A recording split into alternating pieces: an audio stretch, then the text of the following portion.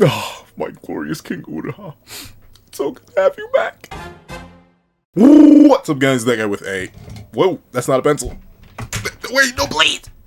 Wait, pencil here. Fun fact, I do mean to have it on me and keep it on me at all times. Another fun fact, looks like we're back with Chihiro. Very interesting. I wonder if this is going to be an entire chapter thing or we're just cutting to be like, hey, this is in fact happening right now. Because we got a lot of stuff happening. It's kind of crazy. The verse is pretty packed at the moment. I ain't gonna lie to you. A whole lot of chaos is going down all at the same time. And I'm very interested to see how Chihiro is going to play into it. Considering, you know, the whole organization responsible for booming his parents and or his dad, and at least one, count him, one of the people who was there, is currently trying to give the entire Kabanami headquarters backshots.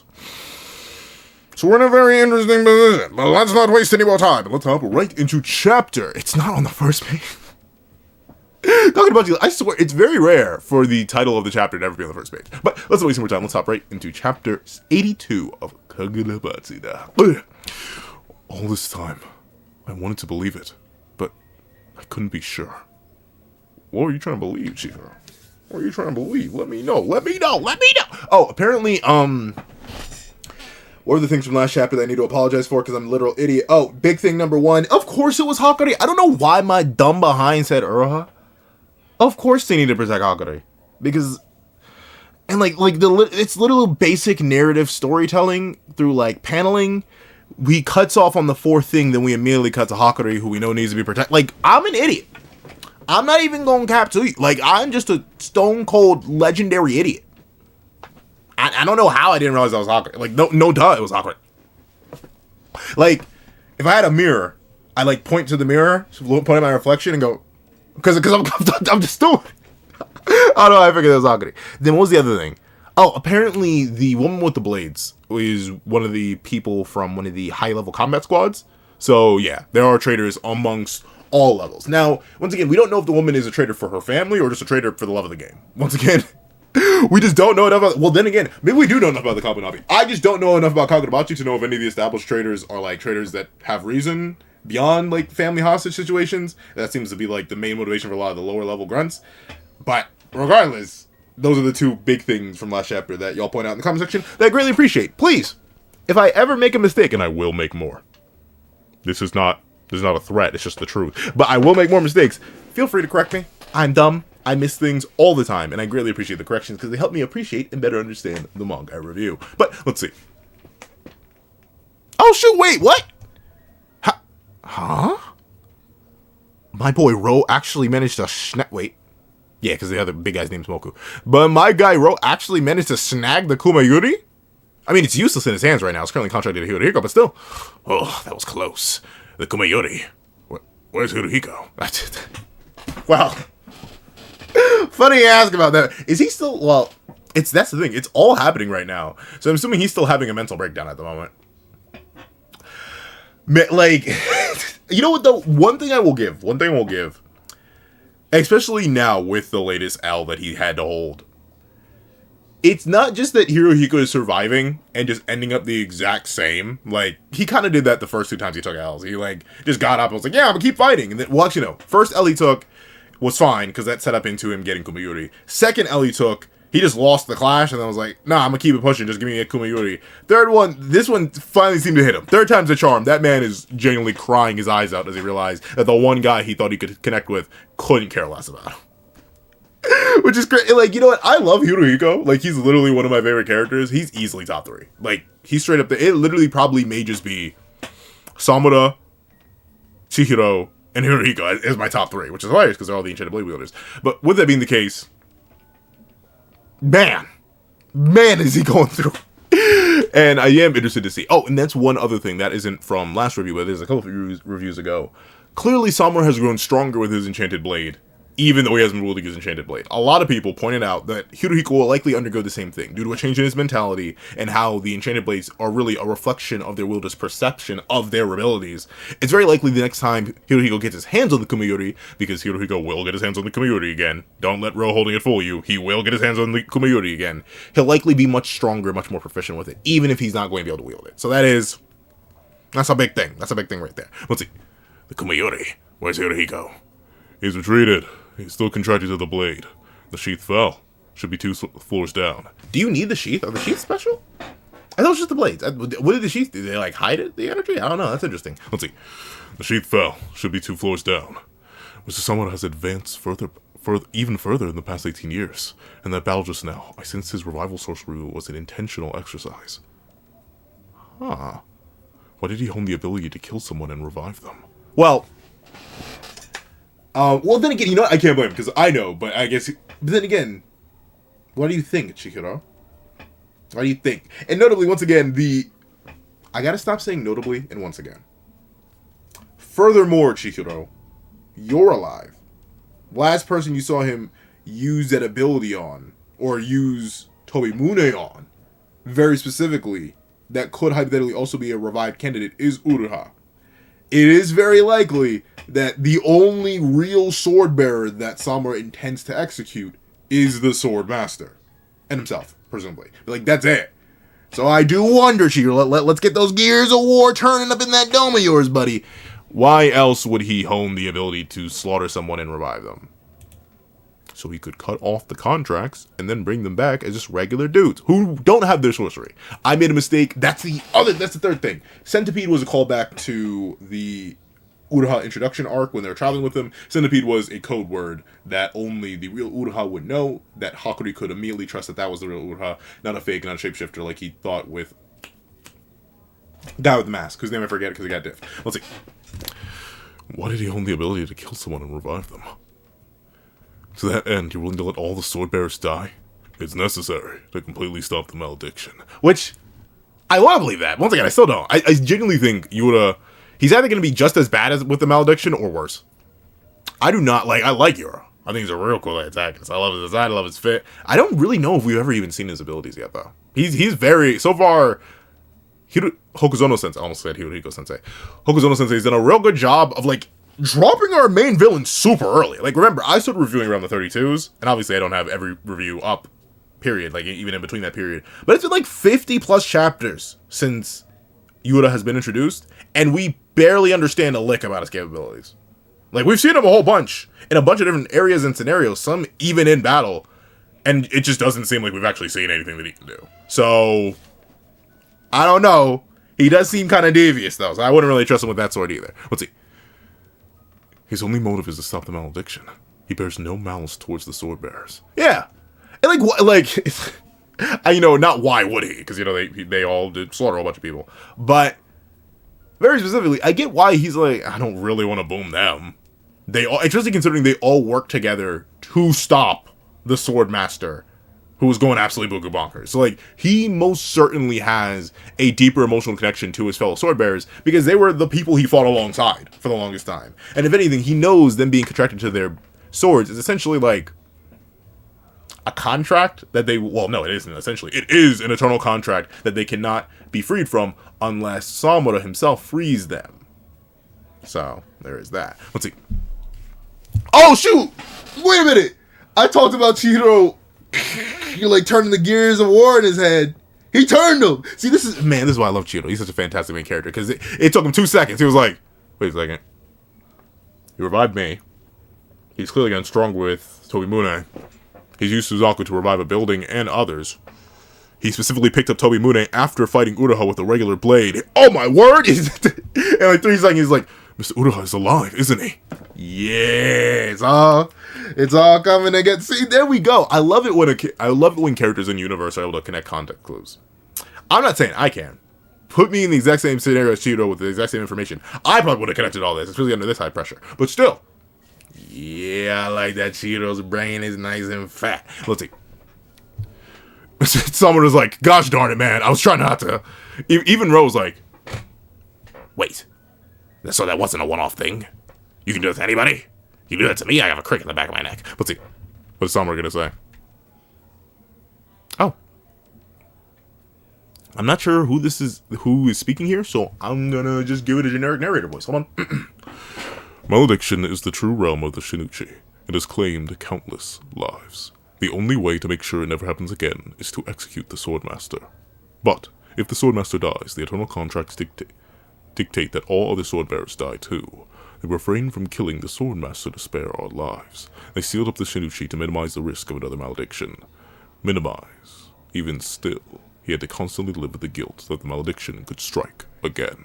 So, okay. So that has been explained before. The idea that Swordmaster dies, they all die. And once again, well, I do like to imagine that this is partially true. They refrain from killing the Swordmaster to spare our lives. I also just think they just want that in their back pocket. Like, sure, malediction was awful when it was beyond their control. But there's a reason the Shinichi and the Swordmaster are sealed in relatively the same area. You know? Just in case a threat appears. Especially considering from what little we know. And notably, I have fallen for Kawunami propaganda before. So feel free to correct me in the comments if I'm misremembering this. But I do believe, if my synapses are firing appropriately, the island did just appear out of nowhere. That is a true part of the story. The island did just spawn in, and then required the Enchanted Blade levels of power in order to fight it. So clearly this world of magic, sorcerers, and mischief is more than capable of just spawning Enchanted Blade level threats. So, having all of your warriors who are already Enchanted Blade level wielders alive and well, that's a good way to, you know, prepare for the worst. Just in case, like, that's the thing. You never want to use it. It's always there, lingering in the back of your mind. It's better to have it not need than need it not have, if you know what I'm talking about. And I get why they wanted to have them on standby. Though, of course, there is also the angle that all 3 sword bearers would die, which would be pretty unfair to them after all the service they did, and literally giving up their sorcery. Let's see. It's actually kind of crazy, though. We also haven't met the other sword bearers yet. The only sword bearers we met are... Is it literally just Samuro and Uraha? Like we've seen their designs. I don't think we've actually met the other ones. I feel like I'm missing one. Who am I missing? Well, the Swordmaster, obviously, but like I feel like I'm missing another one. Huh. Let's see. He had to constantly live with the guilt so the malediction could strike again. I'm going to kill all the sword bearers. Wow! Bro really said, I'm just gonna do it. I know you're a sword bearer. I'm gonna bust your cheeks wide open right now. That is crazy. Let's see. I'm going to kill all the sword bearers. Oh, this is Ura thinking. All right. I thought my time was finally up. But he allowed me to live just a little longer. That's why I can throw away that gift. Huh. Okay, interesting. So, very intriguing. Okay, let's see. Don't worry. Huh? Rumble. The only one about to die is the hero version of you. Okay, so the version... Okay, so this is an aspect of their battle that we... I mean, then again, I just haven't read that part of Kagurabachi when Uraha first dies back in the 50s. But, haven't read it in a while, at least. But, somewhere even assures him, hey, don't worry, bro. I'm not actually... Like that... He's like, friendly fire is on, gang, but don't worry about res you. That is a little bit crazy, but at the same time, it makes sense, right? Because, once again, these two... Likely, even in comparison to the other sword masters, probably have a deeper connection, right? Because they're both masters of the AOI purity style. It's implied that Samuro trained Uraha. Like, essentially, Samuro is almost being forced to boom his own student.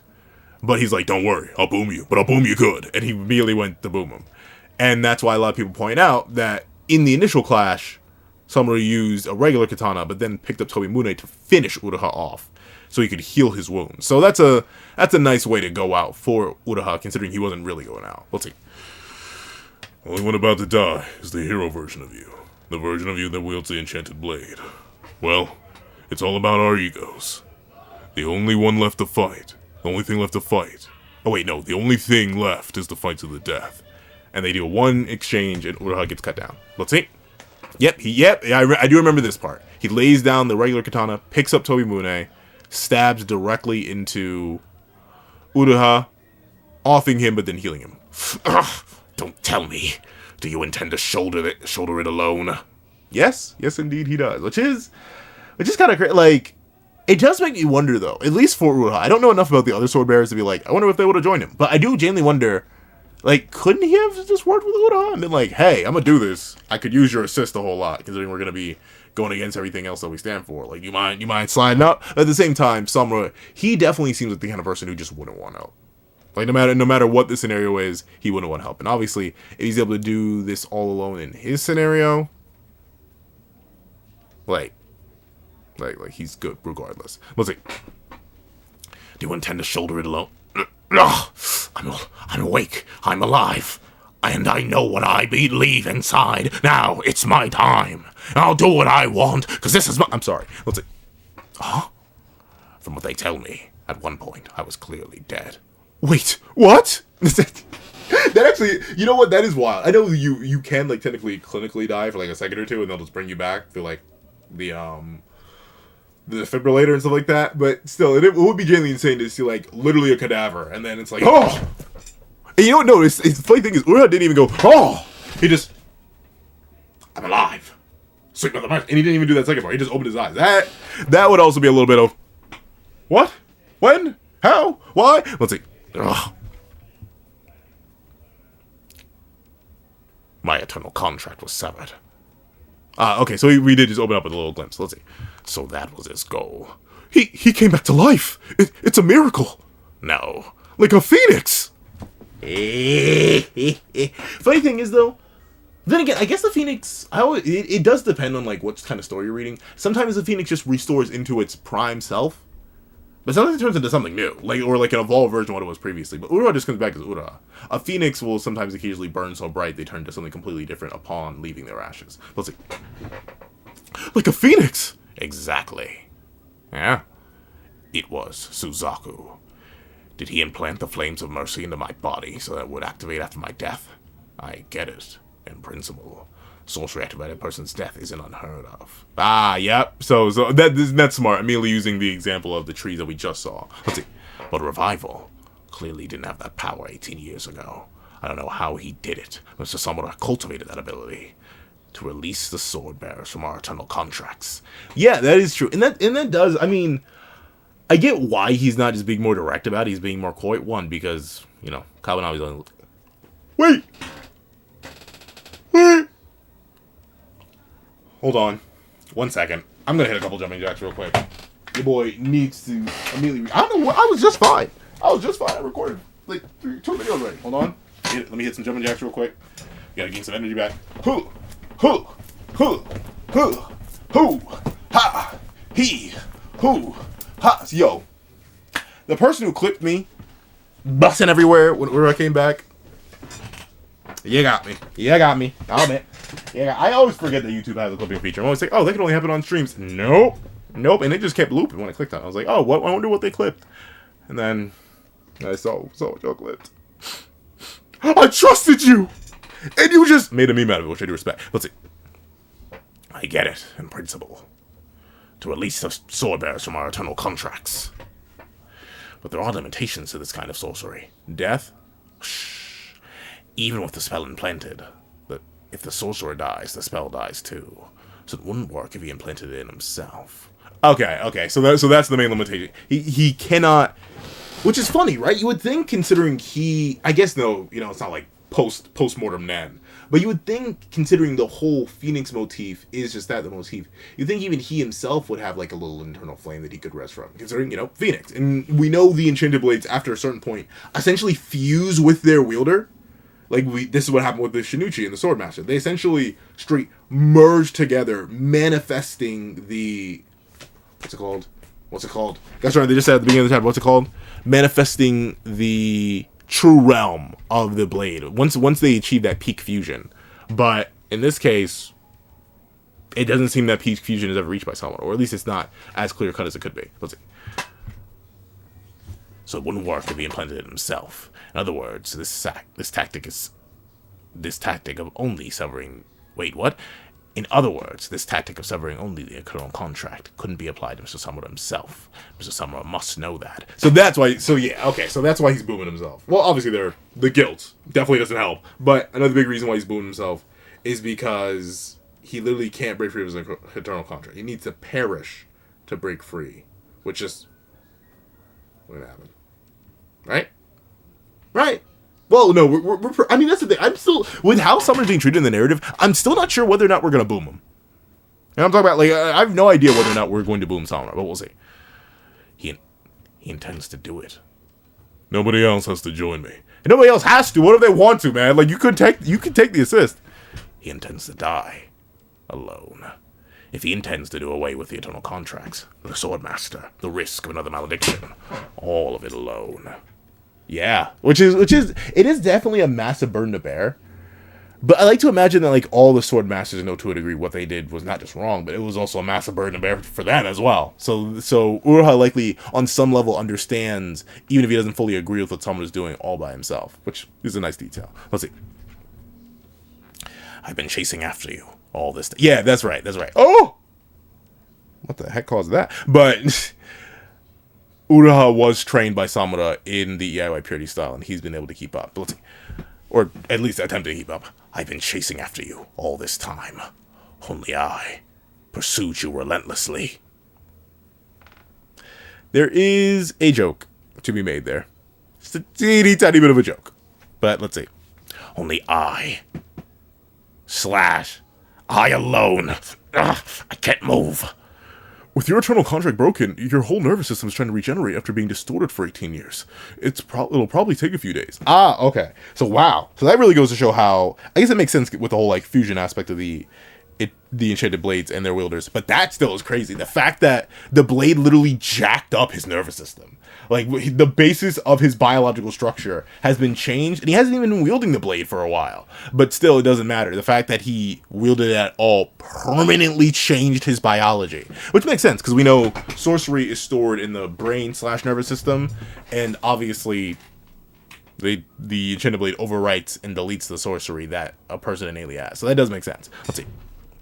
Probably take a few days. Then, who will stop Mr. Samura? Well... There's this main character. You may have heard of him. His name is Chihiro Rokuhira. Let's see. Oh, what? I was kidding. I hear Chihiro Rokuhira joined the Counter Sombra force. What? Ugh. Don't report me to the higher ups. Ah, and okay, so he's just been playing. Wow. So at least no one who was working with Uruha's body. I guess that makes sense because probably just didn't have any information, but you'd think they would like extra study deep on him. But no one. So that reveals at least seemingly no one that ended up a traitor to the Kabunabi was a traitor or insider, considering no one knew Uruha was alive, at least so far, until now he's here and he's back. Let's see. Don't report me to the higher-ups. There's no harm in having a secret ace up our sleeves. Yes, indeed. Yes, indeed. There ain't no harm at all. I love you, Uruha. I'm so happy you're back. Let's see. You're supposed to be dead. I lost. At least let me protect this place while they're away. Ah! Okay. So that's nice. That's nice. This is his way. Uruha's way of sharing the burden, quote unquote, with Samura, right? Even if he can't like share it directly, because he's definitely a lot weaker now, and obviously he would need a lot more power to take on what he needs to take on. At least for something like this, where he can directly participate in protecting Hakari, when there are no enchanted blades involved, he wants to step in and share the burden that way, which is really, really nice. Once again, he's a good man. He's a good man. Let's see. I lost. At least let me protect this place while they're away. I have faith in them. Yeah, baby. Let's see. Ooh, okay. So we're doing back and forth. We're going. Let's see. So what if Uruha's alive? You intend to die alone. More than anything, the possibility of the malediction and the power of the enchanted blades will wreak havoc in the future is my greatest fear. I know you feel the same. Oh, okay. So that's the thing I've always gone back and forth on. What is Chihiro's plan with the enchanted blades? Once again, this may just be something that they've already mentioned, but I do forget. Did he mean to destroy Cloud Gouger? Like I always thought it was strange. Like, Enten broke Cloud Gouger, then we just never talked about it again because it ran out of juice. So like, is it like how? What is the word there? Like, does he plan to just hold them all to himself, or does he plan to destroy them? Because they are genuinely weapons of mass destruction. So I don't actually know what Chihiro's plan is with them. Now, presumably the self-destruction on a mass scale could be a rough result, but a result that is needed at the end of the day. So I wonder if he plans to destroy them all. Especially considering he's been getting all these different perspectives and viewpoints of those who've been affected by the Enchanted Blades. And obviously he knows the Enchanted Blades come with a fathomless amount of danger just on their base innate abilities, assuming no negative emotions and twists behind the wielder of them. Let's see. I know you feel the same. You don't need to stop me. I'll kill the Sword Master. Yes. I feel the same. Oh, wait. So who lunged towards who? Who lunged towards who? I'm assuming this is Chihiro lunging in, because you see the swish. But I don't think, once again, I think Samura is not, like, just for the fact that he sheathed Tomimune, I highly doubt he's going to kill Chihiro again. Like, ultimately, that Chihiro, if there was a test, quote unquote, Chihiro passed it, right? Like, bringing and protecting Iori was probably enough for someone to be like, alright, kid, you got me, bugger. I'll let you leave it and rock with it. Let's see. Swoosh. Okay. Darn. And once again, ooh, but is that the regular or is that N10? I can't actually tell which sword that is. Even in your darkest despair, you want to save other people's lives? You fought tirelessly for that. I'm the same. I'm willing to fight tirelessly to save your life. That won't stop the malediction. Correct. But at the same time, nah, but this is the thing though, like, the malediction is a big thing. But I think ultimately, it is truly the Enchanted Blades. It is truly the Enchanted Blades. You destroy the Enchanted Blades, you don't have to worry about the malediction anymore. You can even leave the Swordmaster alive in that case, and no one else has to die, including Samura himself. But then you may want to just execute the Swordmaster for his crimes. Yeah, like he still is a very, very guilty man, so you probably still don't want to boom the Swordmaster. But still, there definitely is a way around this, as long as you can break the Shinichi. And we know the Enchanted Blades can break. We know the Shinichi is the strongest of the Enchanted Blades, so maybe it's going to be a bit harder to break. But I think that is a way that you can have the best of both worlds. You can have your cake and eat it too in Shigeru's case, where you could save Samura from himself, essentially, while at the same time preventing something like the malediction from happening again. But I'm assuming he's going to have to explain that to Samura. So let's see. That won't stop the malediction. We'll find another way. I'll fight alongside you. Ah, okay. So very interesting, very interesting. Overall, well, actually, no, it does make sense. Chihiro still isn't anywhere near the level of Samura. And that does make me wonder, like, with the rate the story is going, I wonder if Chihiro will ever catch up to any of the Enchanted Blade wielders. Like, the originals, obviously, and not any of the new ones, like your Hirohikos or your Sojos, two people he already beat. But, like, for like, Samura and any of the other matches, I wonder if he'll ever actually reach their level. Because we're moving pretty darn fast. Unless there's an antagonist after the Hishaku, or there's motivation beyond the Blades gathering, I don't think Chihiro's ever really going to reach that level. Because he keeps getting dipped. Like, clearly, he's levels above the newbies, but, like, outside of that, he's got to get good. Let's see. We'll find another way. I'll fight alongside you. Okay, so interesting. He doesn't know. He doesn't know. He very specifically wants to find another way, Samura. But he doesn't actually have another way just yet. So he would need Samura's somewhat cooperation. And it looks like he doesn't think of the destruction of Cloud Gouger as a way to override in the way that we have. And then again, I still have to give him credit for even being cognizant enough to think of Uraha's resurrection as a possibility with all the details he had there, with the pressure he was under. I get why, in this moment, where he's just trying to do everything in his power to save Samura, and specifically give Iori a father figure again, I get why it doesn't even cross his mind that is a way that they could do it. Considering he may not even know if the Shinichi is indestructible and whether or not Cloud Gouger was a one-off thing. I forget, once again, for those who know Kagurabachi like the back of their hands much better than me, I question, is Cloud Gouger's breaking a special thing that only Chihiro can do? Or was it simply something that only happened to Cloud Gouger because it was like the weakest of the blades? Like what allowed Cloud Gouger to break? We know you can still contract with it, but a broken enchanted blade has limited power sources. So I do wonder, what is the word there? Could that happen to the other enchanted blades? Could you break them all and then just use up the rest of their juice and then be worthless? Let me know. Let's see. Slam, darn. But yeah, once again, look. Samura, he still doesn't want to boom Chihiro. That is a case of respect where he's like, nah, I'm not gonna do that to you, kid. Not worth it. And he just leaves Chihiro be and walks off. We'll see. Maybe not. Chihiro's looking at the door. Looking through the peephole. Ah, okay. All right. So interesting though. So why? I guess he still doesn't want to boom Chihiro, but he's going to sever the eternal contract he has with N10 again. Once again, just to make sure. But then again, but he wants to take it this time. That's the thing. I like that.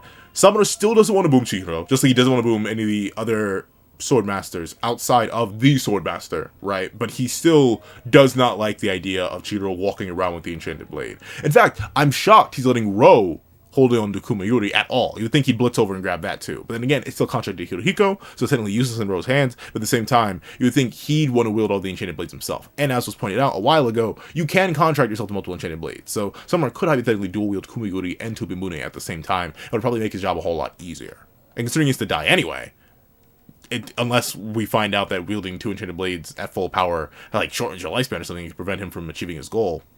No reason not to. But he did let it go, at least temporarily. Once again, man, Summer with this infinite aura forming, bro. Please stop. You're getting your aura everywhere. It's so thick and gooey. I did not just say that. I did. Whatever you just heard, that wasn't me. That wasn't me. Let's see. The Iron White Purity style entails building up spirit energy to generate explosive force. He prepares to take Chihiro out in a single blow, imbued with the flames of Suzaku. Right. Last time we faced off, I didn't even slow him down. Nothing I say now will be convincing. Yeah, that's the thing. Like, you can't. You're not gonna reach him with words. So you reach him with action? Huh? Let's see. I have to charge this with everything or you could dodge. Or you could try to move. Chihiro, I still don't think you're ready for this game. This may not be worth it. But yeah, I know you're trying to show your resolve right now. And you're specifically, in a way, Chihiro isn't just fighting for himself here. Or the nation, or Samura himself. He's fighting for Iori here. But like, Kagurabachi, you may still not be built for this. Let's see. I have to charge this with everything I've got. Through the door. He's determined to not let me reach his stance until the last minute. If I move, he'll locate me by sound. I'll stand my ground. Oh, okay. You know, that actually is a good reason, though. He's like, since he knows he can't really escape. I like that a lot. He simply knows I'm cooked regardless. Like, if I move, I'm cooked. If I don't move, I'm cooked. So I might as well stand on business and charge everything I have here in order to fight intensely. And make sure he can maintain the contact to N10. Or contact and contract with N10. So let's see how Chihiro moves. I'm assuming the main thing he's going to do is either A, cushion the blow, or B, attempt to do a 2-for-1 special with Samura. Essentially, do something enough to Samura to prove his worth to him. And Samura's like, wait a minute, kid. I see you have that fire in you too. We can work together on this. We'll see. I'll stand my ground. Alright. But you know what? I love this too. I love how Chihiro... This is like one of the first times, if ever... And again, once again, I remember Kagurabachi, that was also failure here, correct me. But this is one of the few times we've seen Chihiro genuinely nervous. Like, this man has faced down death and chaotic odds and odds well beyond his level and comprehension many a time before, really. But this is the first time we see him have, like, an actual nervous goal. Like, that swallow you do before, like, a big presentation. We see him do that. Because Samura has just proven that relevant a threat, that dangerous a powerhouse. I like that. I like that a lot. Let's see. Samura lunges in. Ansusu Imune. Interesting. So I wonder who went for this slash. I wonder who went for this slash. Swish. Oh, did he actually manage to clash here? Break through everything. Oh, okay. So he enhanced his. He used N10. I forget which ability. Is it Nishiki? He enhanced his sight here. I don't care if I go to the underworld. Whew! Oh, it's so clean. What is this? Darn. All the feathers spilling out of the room. Oh, okay. Huh, that's interesting. So, he did react in time solely to defense. Chapter... that's the chapter title. N10 versus Tobimune. I'll show you, here and now. Alright. Very interesting. So, shout out to Chihiro. He did truly stand his ground. He was not blitzed, but he wasn't even able to, like, fight back. He didn't move back to defend himself.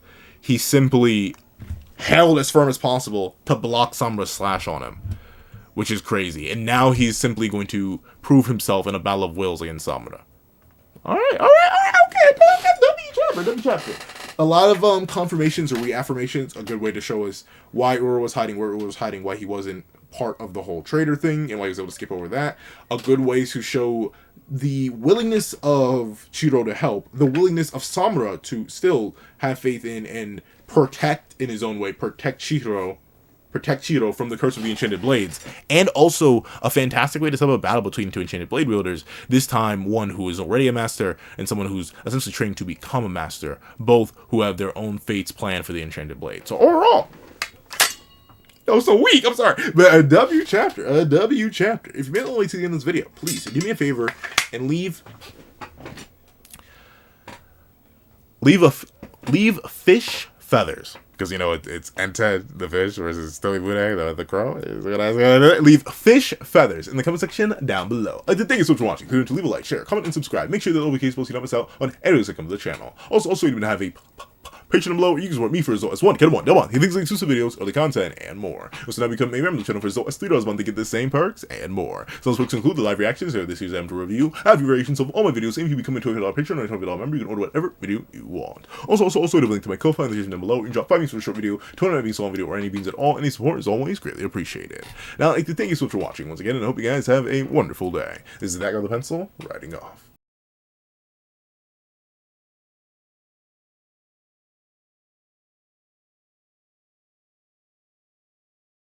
I'd like to give a thank you to our sketch tier members: Eternal Flame, Red Wolf 4765, Astro, Super Flame 0, Glacier XZ, Zera, Brendan Payne, J2MA, Guillaume, Buddha Ura, Alex Kenny, Yuki Ally, Enzo, Nevies97, Zachary Wilson, Azo2404, Planet Crone, Rye Rich, and G Prosper. Then, I'd like to give a thank you to our line art tier patrons: Sean, Midnight Lord 21, Kevin Encarnacion, Dreadzoan, and A+A. Then, I'd like to give a thank you to our Ink tier members: Austin Wimberly, A. Uchiha, and Shrimpo the Shrimp. Then, I'd like to give a thank you to our digital art tier members: J Warrior and AZ Void. Then, I'd like to give a thank you to our colored art tier patrons: Waki Munoz and Waki Munoz. And I think the final, Giga, Super Gargantuan, Legendary, Ultimate, and even further beyond thank you to our ultimate tier, that guy with a pencil tier patron, Calvin Elder.